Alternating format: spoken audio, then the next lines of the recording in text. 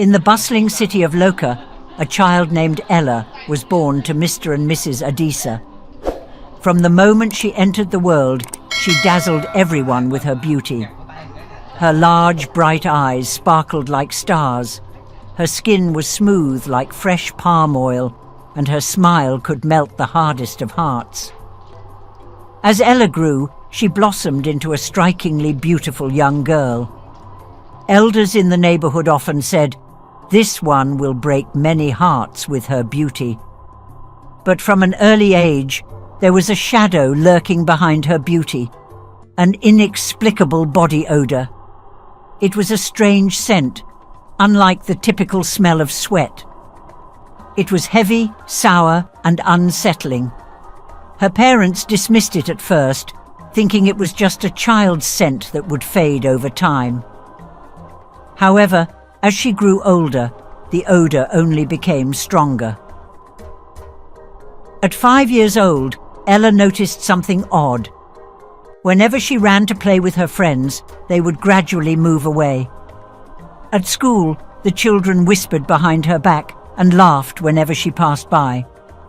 "She smells like rotten leaves," they would say. Some called her Ella the Smelly.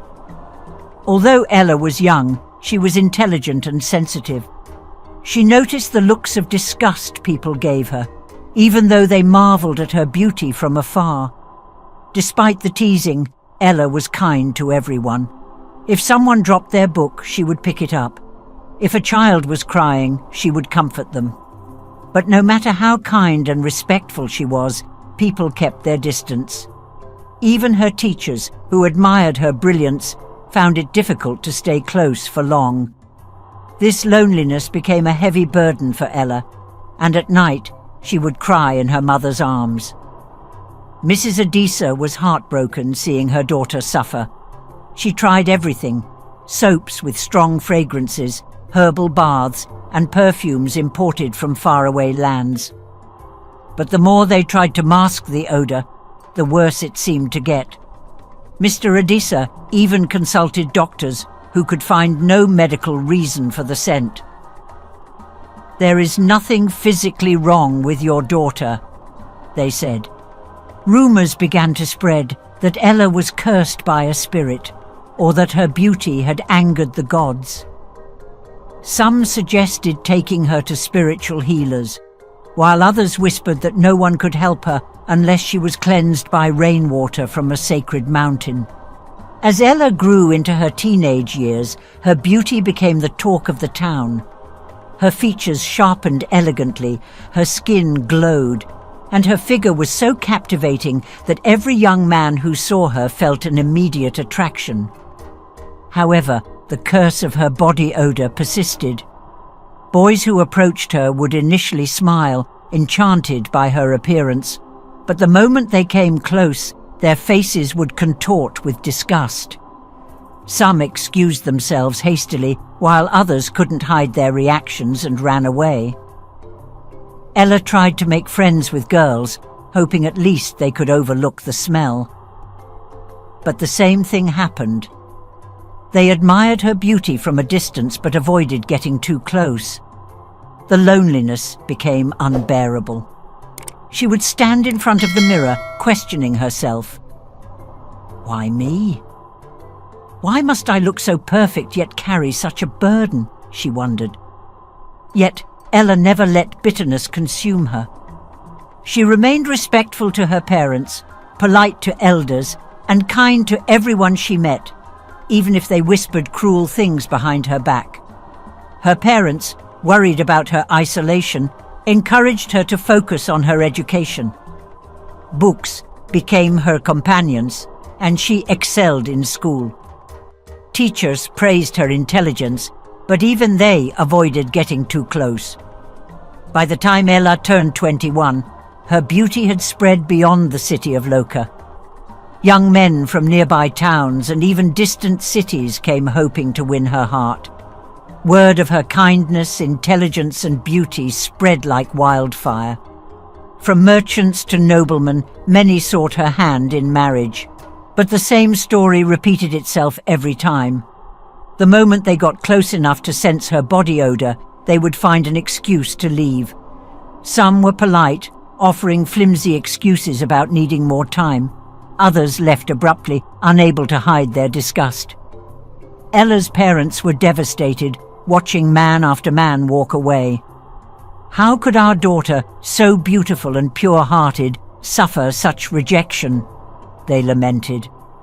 Ella kept a brave face, but deep inside, each rejection cut deeper into her heart. One day, a young man named Daniel arrived in Loka. Daniel was not like the others. He was gentle, humble, and kind. He had heard stories about Ella, but unlike others, he wanted to meet her not just because of her beauty, but because of her reputation for kindness. When Daniel first saw Ella, he was enchanted. She was everything he had imagined and more. As he walked toward her, the familiar dread filled Ella's heart. She knew what would happen next. To her surprise, Daniel didn't flinch immediately. They talked for a while, and Ella found herself enjoying his company. For the first time, someone seemed genuinely interested in knowing her, not just admiring her beauty. But after a few hours, Daniel's nose twitched. He struggled to maintain his composure, but Ella saw it. The subtle change in his expression, the hesitation. And then, like all the others before him, Daniel excused himself, saying he needed to travel back urgently. That night, Ella cried herself to sleep. It wasn't the first time someone had left, but Daniel's departure hurt the most because for a brief moment she had felt hope. Desperate to help their daughter, Ella's parents decided to visit a renowned spiritual healer who lived deep in the forest. The healer, an old woman with wise, piercing eyes, listened patiently to their story. After a long silence, she spoke. Ella's beauty is a gift, but her odor is a curse placed upon her before she was born.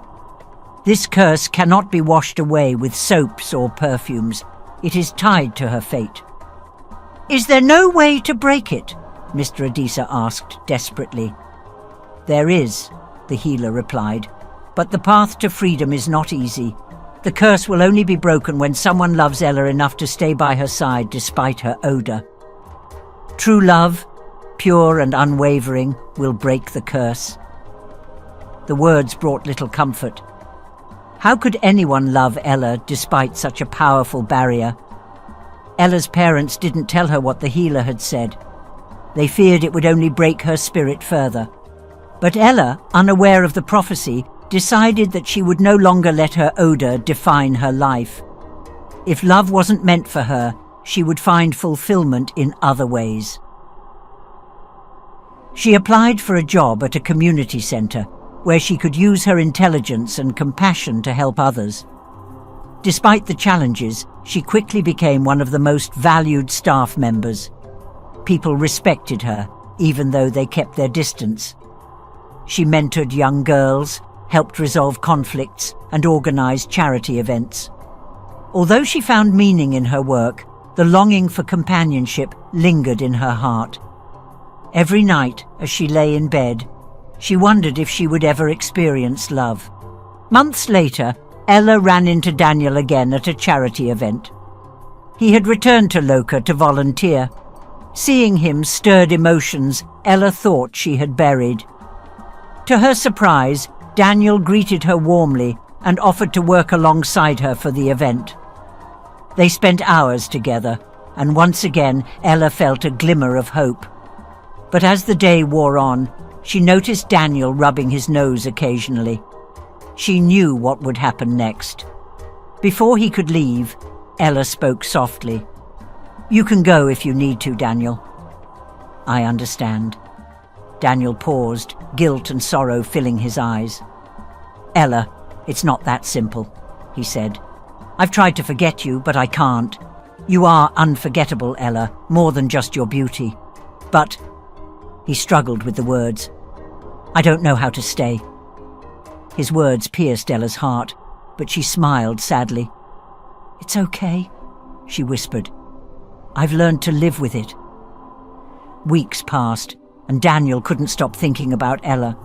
Her kindness, intelligence, and grace haunted him. He realized that he had fallen in love with her, but the odor kept him away. He was torn between his love for her and the discomfort he felt. Every day he fought with himself. Could he truly love Ella as she was? One rainy evening, Daniel stood outside Ella's home, drenched and trembling. With a pounding heart, he knocked on the door. "Ella," he began, his voice shaking. "I don't know if I can stay, but I want to try. I don't want to walk away from you again." Tears welled up in Ella's eyes, but she held her breath, afraid to believe in hope once more. Could this be the love that would break the curse? Or would Daniel leave again, like the others? In life, love isn't always simple. Sometimes it takes courage to stay when everything pushes you away. Will Daniel choose love over fear? And will Ella's hope finally meet her heart's desire? Every choice shapes a destiny. What will happen next? Don't miss what happens next. Subscribe to stay updated. Like this video to show your support. Comment your thoughts. What do you think Daniel will do? Share with friends, because love stories like this are meant to be shared. Until next time, some doors are meant to open. Will this one?